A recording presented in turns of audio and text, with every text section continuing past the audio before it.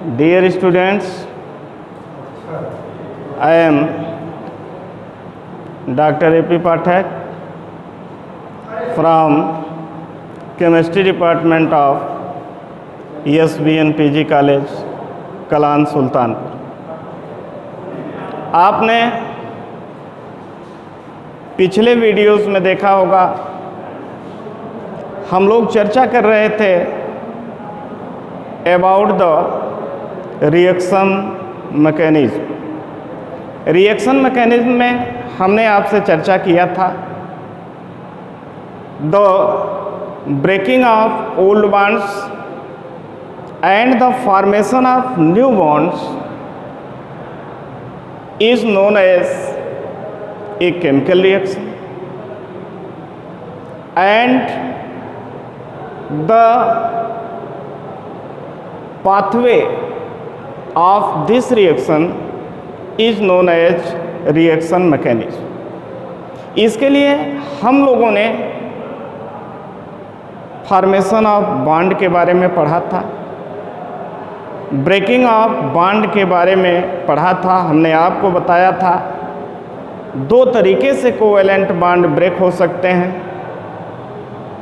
एक homolytic fission of bond, दूसरा heterolytic fission of bond. तो हम देखते हैं पर्टिकुलर किसी रिएक्शन का एग्जाम्पल हम ले लें और उसमें देखें कि आखिर formation of bond, breaking of bond, reaction intermediates के बारे में हमको जानना आवश्यक क्यों है। ध्यान देंगे आप अपने ऑनलाइन क्लासेस से जुड़ जाएं, आप स्टडी की मनोदशा में आ जाएं, अपने सिलेबस पर फोकस करें, हम लोगों को फॉलो करें। Come to the point. इस रिएक्शन मैकेनिज्म को समझने के लिए हम एक रिएक्शन ले रहे हैं आप लोगों के समक्ष, दैट इज एल्डोल एडिशन। ध्यान देंगे, इसी रिएक्शन में हम आपको बताएंगे कि कहाँ ब्रेकिंग ऑफ बॉन्ड है, क्यों है, किस रिएक्शन इंटरमीडिएट का फॉर्मेशन है, क्यों है, किन न्यू बॉन्ड्स का फॉर्मेशन है और हमको प्रोडक्ट्स कैसे प्राप्त हो। हम पर्टिकुलर इस रिएक्शन पर आते हैं, एल्डोल कंडेंसेशन। पहले जान लें हम what is aldol. Ald for aldehyde,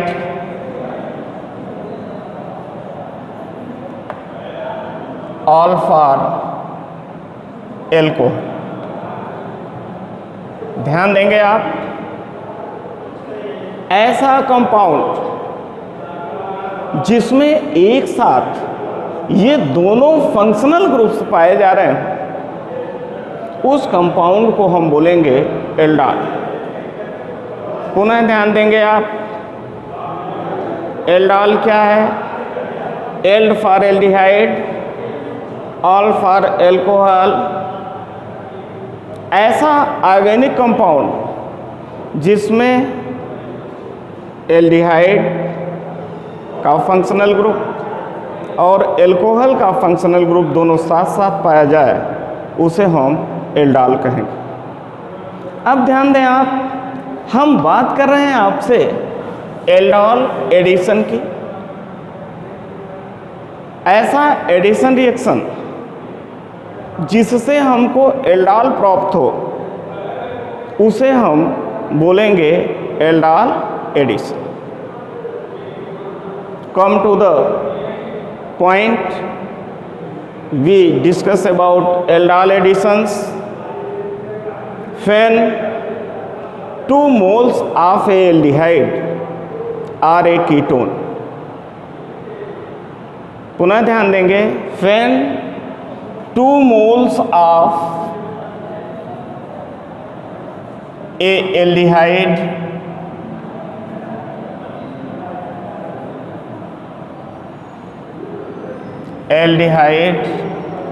or a ketone having at least 1 alpha hydrogen in the presence of a base after self addition gives beta hydroxy aldehyde or ketone is known as aldol addition. Product beta hydroxy aldehyde होगा और beta hydroxy ketone होगा। पुनः ध्यान देंगे आप, जब आप 2 मोल ऐसे एल्डिहाइड का लेते हैं जिसके पास कम से कम 1 अल्फा हाइड्रोजन हो, किसी बेस की उपस्थिति में उसी एल्डिहाइड अथवा कीटोन मॉलिक्यूल का आप जब सेल्फ एडिशन कराते हैं तो आपको प्रोडक्ट बीटा हाइड्रोक्सी एल्डिहाइड और बीटा हाइड्रोक्सी कीटोन प्राप्त होता है। इसी रिएक्शन को हम एल्डोल एडिशन रिएक्शन के नाम से जानते हैं। Take care, when 2 moles of aldehyde or a ketone having at least 1 alpha hydrogen in the presence of a base after self addition gives us beta hydroxy aldehyde or beta hydroxy ketone. This reaction is known as aldol addition. For example, हम acetaldehyde के 2 मोल ले लें, that is CH3 C double bond OH plus 1 मोल और CH3 C double bond OH in the presence of a base that will be dilute NaOH. After addition it gives us CH3 CH OH CH2 C double bond OH. It is your beta hydroxy aldehyde. ध्यान देंगे, यदि आप as reactant aldehyde लेंगे तो beta hydroxy aldehyde मिलेगा, यदि आप ketone लेंगे तो आपको बीटा हाइड्रोक्सी कीटोन मिलेगा।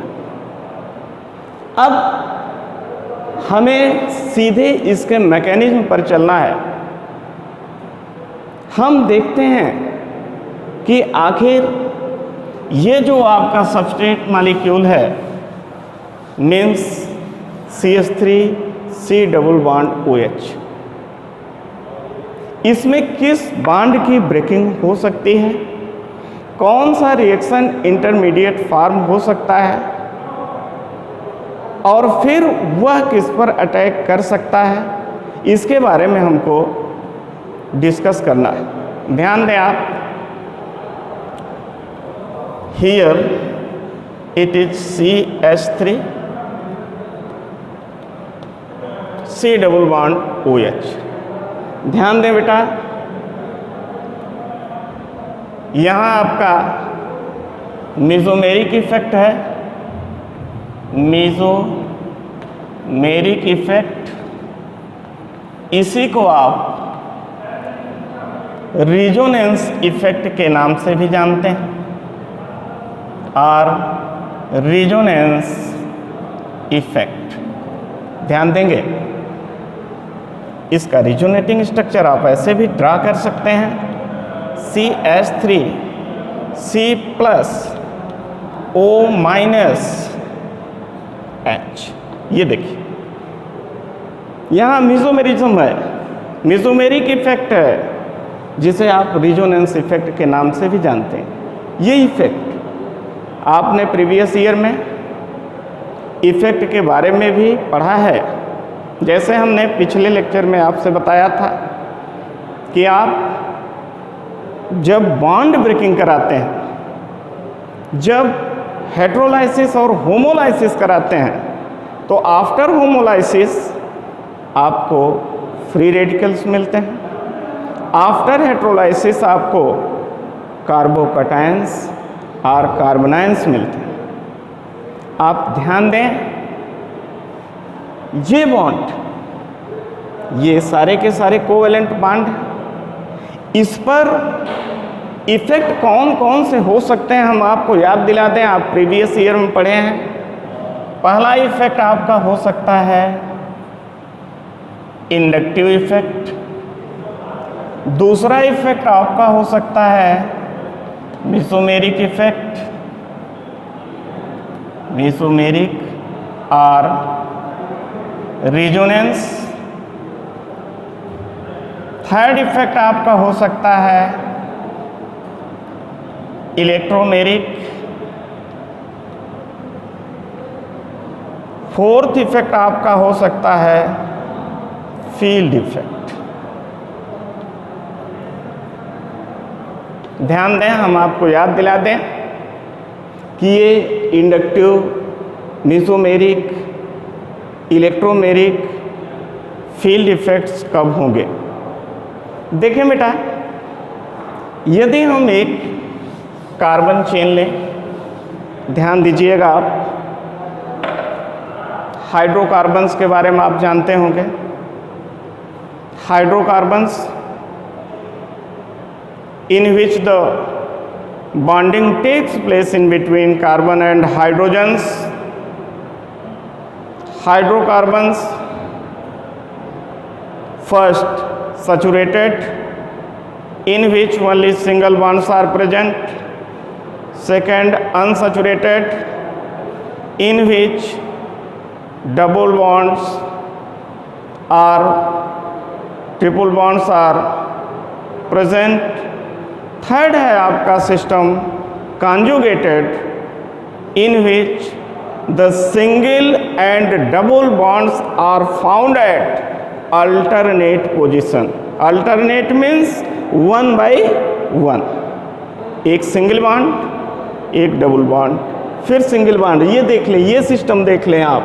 ये सिस्टम आपका CH3 C double bond OH, और इससे ना कन्फर्म हो तो बेंजीन को देख लें आप। ये आपका कॉन्जुगेटेड सिस्टम है, in which single bond and double bonds are found at alternate position.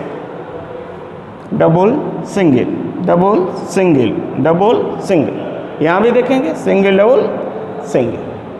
तो यदि हम सैचुरेटेड हाइड्रोकार्बन्स की बात करें, सैचुरेटेड सिस्टम की बात करें, देखें सैचुरेटेड सिस्टम यानी ये C single bond C single bond C, यदि इस पर कोई मोर इलेक्ट्रोनेगेटिव एटम HCl जुड़ा है तो ये क्या करेगा?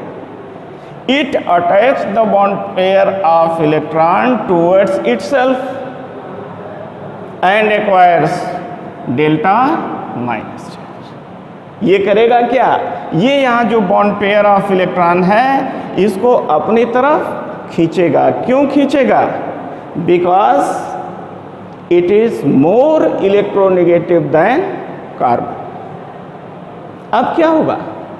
ये कार्बन इस बॉन्ड पेयर को अपनी तरफ खींचेगा, ये कार्बन इस बॉन्ड पेयर ऑफ इलेक्ट्रॉन को अपनी तरफ खींचेगा।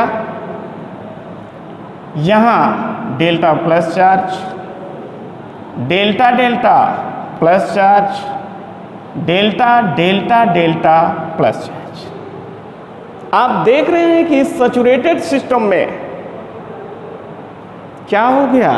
पोलैरिटी प्रोड्यूस हो गई। इंडक्टिव इफेक्ट को आप डिफाइन कर सकते हैं. Inductive effect may be defined as the polarity produced in a saturated system due to difference in electronegativities of combining atoms. किसी सैचुरेटेड सिस्टम में कंबाइनिंग एटम्स की इलेक्ट्रोनेगेटिविटीज में डिफरेंस के कारण यदि पोलैरिटी पैदा हो जाए तो वहां आपका होगा इंडक्टिव इफेक्ट. ध्यान देंगे. दूसरा आपका मेसोमेरिक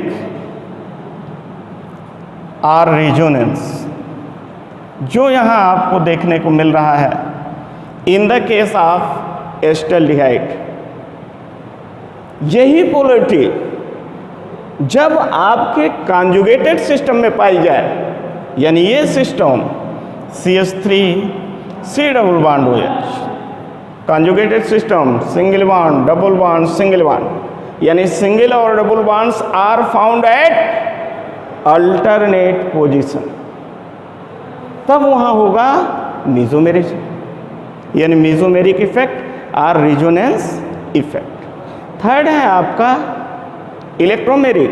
हमने चर्चा किया इलेक्ट्रोमेरिक इफेक्ट वो है जब रिएजेंट के प्रेजेंस में पोलैरिटी प्रोड्यूस हो जाए.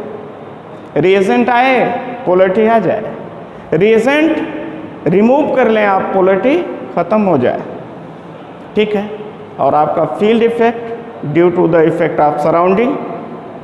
कम टू द पॉइंट. यहाँ आपका रेजोनेंस इफेक्ट है. आप देखते हैं कि यहाँ carbon single bond carbon double bond O, इसका रिजोनेटिंग स्ट्रक्चर आप ड्रा कर पाएंगे as CH3 C plus O minus H. It means there is electronic deficiency at carbonyl carbon and electronic sufficiency at carbonyl oxygen. यहाँ पर carbonyl carbon पर electron की कमी है, कार्बोनिल ऑक्सीजन पर इलेक्ट्रॉन की अधिकता है. इसका मतलब कार्बोनिल कार्बन सूटेबल पोजीशन है किसी भी न्यूक्लियोफाइल के अटैक के लिए. यहाँ क्या करेंगे आप, हमने आपसे पहले ही बताया कि वही एल्डिहाइड अथवा कीटोन आपको एल्डाल एडिशन देंगे जिनके पास कम से कम एक अल्फा हाइड्रोजन होगा. इसको टेस्ट कर लें आप. ये देख लें CH3 C double bond OH, यहाँ एक नहीं तीन अल्फा हाइड्रोजन से क्या होगा, यहाँ CH2 ले लें, एक अल्फा हाइड्रोजन बाहर निकालें, ये बॉन्ड आपका ब्रेक होगा. ये बॉन्ड ब्रेक होगा तो यहाँ बॉन्ड फिजन कौन सा होगा, यहाँ बॉन्ड फिजन होगा heterolytic fission of bond. Heterolytic bond fission में क्या होता है, more electronegative atom bond pair of electron को पूरा का पूरा ले लेता है और उस पर नेगेटिव चार्ज आ जाता है. यहाँ मिलेगा आपको in the first step CH2 minus C double bond OH. इसे आप बोलते हैं इनोलेट आयन. इसे आप बोल सकते हैं न्यूक्लियोफाइल.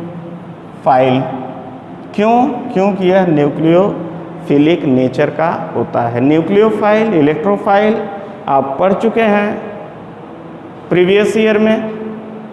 पुनः ध्यान दें, यानी फर्स्ट स्टेप में आपने क्या किया, इनोलेट बना लिया.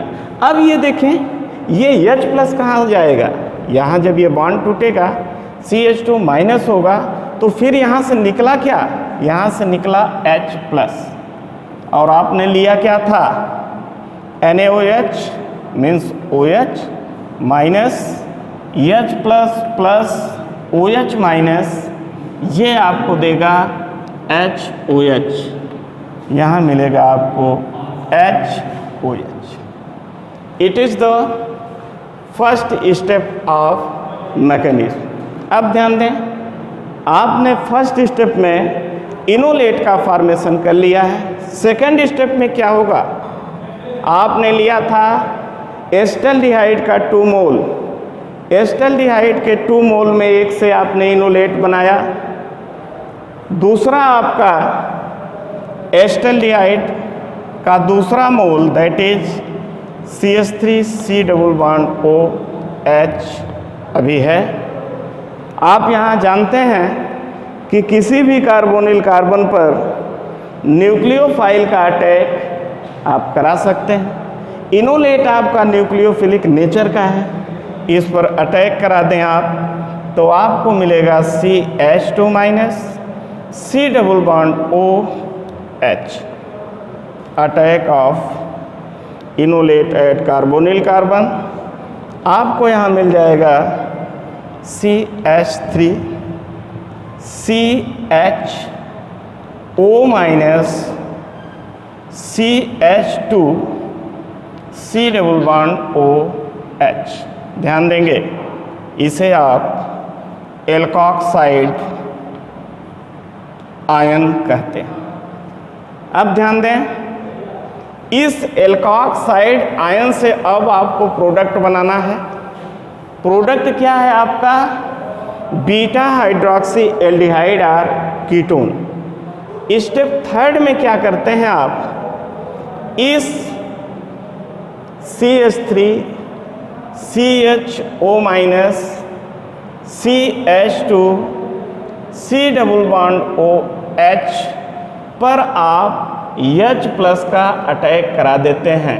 H plus derived from H2O formed in first step of mechanism. यहाँ आप H प्लस का अटैक कराते हैं और आपको प्रोडक्ट मिल जाता है CH3 CHOH CH2 C double bond OH. It is your final product beta hydroxy aldehyde. ध्यान देंगे आप, final product beta hydroxy aldehyde तब मिला आपको जब आपने एल्डिहाइड लिया था। यदि आप कीटोन लिए होते तो आपको बीटा हाइड्रोक्सी कीटोन मिलता। ध्यान देंगे आप, ये था आपका एल्डाल एडिशन। यदि आप इसी का कंडेंसेशन करा दें तो H2O आप बाहर निकाल देंगे और आपको जो मिलता है, जैसे यहाँ से OH और यहाँ से H निकल जाएगा, C डबल बॉन्ड C हो जाएगा और वो होगा एल्डाल कंडेंसेशन। अभी आप मिक्स्ड एल्डाल पढ़ेंगे, अभी आप क्रॉस्ड एल्डाल पढ़ेंगे, डायरेक्टेड एल्डाल पढ़ेंगे।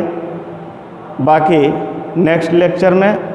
Thank you for cooperation.